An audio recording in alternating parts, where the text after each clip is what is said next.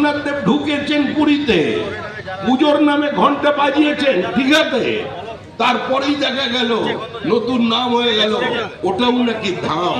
অর্থাৎ স্বয়ং জগন্নাথ দেবকে চ্যালেঞ্জ করেছেন, জগন্নাথ দেব ঘাবড়ে গেছে, পরিবারে অশান্তি লেগে গেছে।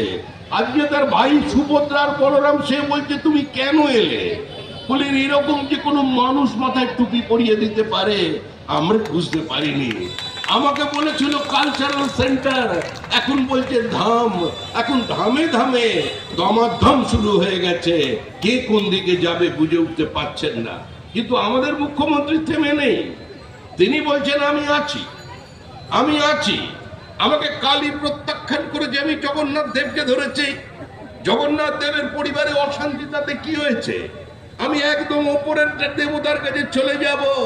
দেবাদিদেব মহাদেব বলছেন উত্তরবঙ্গে মহাকালের তিনি এখন মন্দির তৈরি করবেন, এখন মানুষের কাছে নয়, দেবতার দরবারে মুখ্যমন্ত্রী, যিনি জনগণের নেত্রী ছিলেন, যিনি মানুষের মনের মধ্যে বিশ্বাস জাগাতে পেরেছিলেন যে সিপিএম হারতে পারে, সিপিএম কে হারানো যেতে পারে, সিপিএম হারতে চলেছে। আজকে সেই নন্দীগ্রাম খ্যাত সিঙ্গুর মুখ্যমন্ত্রী আজকে জনগণের দরবার ছেড়ে মানুষের দরবারে, দেবতার দরবারে পৌঁছে গেছেন। আজকে সবচেয়ে বড় যে দরবার রাজনীতিতে, রাজনীতি ভোট, তার সবচেয়ে বড় উৎসব নির্বাচন। আর নির্বাচনের আগে বাংলার গণদেবতা স্থির করে নিয়েছে 2026-এর নির্বাচন তৃণমূলের বিসর্জন, তৃণমূল চলে যাচ্ছে।